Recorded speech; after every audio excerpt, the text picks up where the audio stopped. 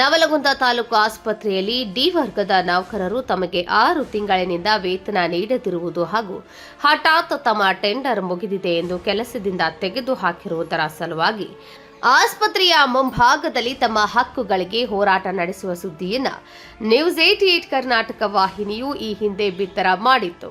ಈ ನಿಟ್ಟಿನಲ್ಲಿ ಧಾರವಾಡ ಜಿಲ್ಲೆಯ ಡಿಎಚ್ಒ ಅವರು ನ್ಯೂಸ್ 88 ಕರ್ನಾಟಕ ವಾಹಿನಿಯ ಜೊತೆಗೆ ಮಾತನಾಡಿ ಈಗಾಗಲೇ ನವಲಗುಂದ ತಾಲೂಕು ಆಸ್ಪತ್ರೆಯ ಆಡಳಿತ ಮಂಡಳಿಗೆ ನೋಟಿಸ್ ನೀಡಿದ್ದು ಸಮಗ್ರ ವಿಷಯದ ಕುರಿತಾಗಿ ವರದಿ ಸಲ್ಲಿಸುವಂತೆ ತಿಳಿಸಿದ್ದು ಹಾಗೂ ತಕ್ಷಣವೇ ಡಿ ವರ್ಗದ ನೌಕರರ ವೇತನವನ್ನು ಪಾವತಿಸುವಂತೆ ಹೇಳಿದ್ದಾರೆ.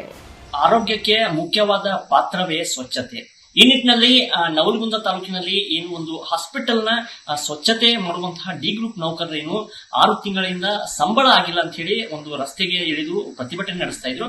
ಆದ್ರೆ ಯಾಕೆ ಈ ರೀತಿಯಾದಂತಹ ಒಂದು ಬೇಜವಾಬ್ದಾರಿತನ ಅಲ್ಲಿ ಇರ್ತಕ್ಕಂತಹ ನವಲಗುಂದ ತಾಲೂಕಿನ ಆಸ್ಪತ್ರೆ ಸಿಎಂ ಆಗಿರ್ತಕ್ಕಂತಹ ಮೇಡಮ್ ಅವರು ಯಾಕೆ ಈ ರೀತಿಯಾದಂತಹ ಬಿಲ್ ಅನ್ನ ಪೆಂಡಿಂಗ್ ಮಾಡಿದ್ರು, ಯಾಕೆ ಈ ರೀತಿಯಾದಂತಹ ಒಂದು ಬಡವರಿಗೆ ಈ ರೀತಿಯಾದಂತಹ ಒಂದು ಪೇಮೆಂಟ್ ಅನ್ನ ಪೆಂಡಿಂಗ್ ಇಟ್ರು ಎಂಬುದನ್ನ ಸಮಗ್ರ ಮಾಹಿತಿಯನ್ನ ಕೊಡಕ್ಕೆ ಇವತ್ತು ನಮ್ಮ ಜೊತೆ ಧಾರವಾಡ ಜಿಲ್ಲಾ ಹೆಲ್ತ್ ಆಫೀಸರ್ ಡಿಎಚ್ ಅವರು ಇವತ್ತು ನಮ್ಮ ಜೊತೆ ಇದ್ದಾರೆ. ಅವರನ್ನೇ ಮಾತಾಡ್ತಾರೆ. ಸರ್, ಈ ರೀತಿಯಾದಂತಹ ಒಂದು ಸುದ್ದಿಯನ್ನ ನೀವು ಕೂಡ ನೋಡಿದ್ರೆ ಯಾಕೆ ಈ ರೀತಿಯಾದಂತಹ ಕಳೆದ 6 ತಿಂಗಳಿಂದ ಸ್ಯಾಲರಿ ಆಗಿಲ್ಲ ಒಂದು ಅಂತ ಹೇಳಿ?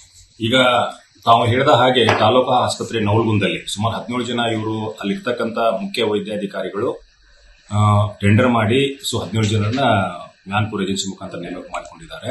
ಸೊ ಈ ವರದಿ ಬಂದ ನಂತರ ನಾನು ಸಂಬಂಧಪಟ್ಟಂತೆ ನಮ್ಮಲ್ಲಿ ಇರ್ತಕ್ಕಂಥ ಈಗ ಅಲ್ಲಿರ್ತಕ್ಕಂಥ administrative medical officer doctor Roopa madam ಅವರಿಗೆ ನೋಟಿಸ್ನ ನೀಡಿದ್ದು, ಸೊ ಇದರ ಬಗ್ಗೆ ಸಮಗ್ರ ವರದಿಯನ್ನು ಕೊಡುವಂತೆ ನಾನು ಈಗಾಗಲೇ ಕೇಳಿದ್ದೀನಿ. ಆ ವರದಿ ಬಂದ ನಂತರ ಸೊ ಮುಂದಿನ ಏನು ಆಗಬೇಕು ನಾನು ಕೊಡ್ತೀನಿ. ಈಗ ಸರ್, ಅಲ್ಲಿರ್ತಕ್ಕಂಥ ಸಿಬ್ಬಂದಿಗಳು ಮೇಡಮ್ ಅವ್ರಿಗೆ ಕಿರುಕುಳ ನೀಡ್ತಾ ಇದ್ದಾರೆ. ನಮಗೆ ನೀವು ಕೆಲಸಕ್ಕೆ ನಾಳೆಯಿಂದ ಬರಬೇಡ್ರಿ, ನೀವು ಯಾಕೆ ನಮ್ಮ ಕಡೆ ಸಂಬಳ ಕೇಳ್ತೀರಿ, ಇದೊಂದು ಆರೋಪ ಕೇಳಿದ್ವಿ ಸರ್. ಯಾಕೆ ಈ ರೀತಿ ಮಾಡ್ತಾ ಇದ್ದಾರೆ? ಅದನ್ನ ನಾನು ಅವರಿಗೆ ಸಮಗ್ರ ಮಾಹಿತಿನ ಈಗಾಗಲೇ ಕೇಳಿದ್ದೀನಿ. ಸೊ ನಾನು ಅವ್ರನ್ನ ಭೇಟಿಯಾಗಿ ಕೂಲಂಕುಷ ಆಸ್ಪತ್ರೆಗೆ ಹೋಗಿ ನಾನು ವಿಚಾರ ಮಾಡಿ ವರದಿನ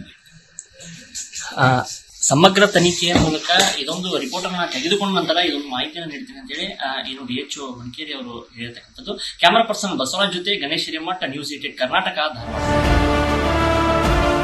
ಇದಾಗಿತ್ತು ನ್ಯೂಸ್ 88 ಕರ್ನಾಟಕ ವಾಹಿನಿಯ ಬಿಗ್ ಇಂಪ್ಯಾಕ್ಟ್. ಡಿಎಚ್ಒ ಅಧಿಕಾರಿಗಳ ಹೇಳಿಕೆಯ ಕುರಿತಾದ ಡಿ ವರ್ಗದ ಜನರು ಸಂತಸ ವ್ಯಕ್ತಪಡಿಸಿದ್ದಾರೆ ಹಾಗೂ ವಾಹಿನಿಗೆ ಧನ್ಯವಾದಗಳನ್ನು ತಿಳಿಸಿದ್ದಾರೆ.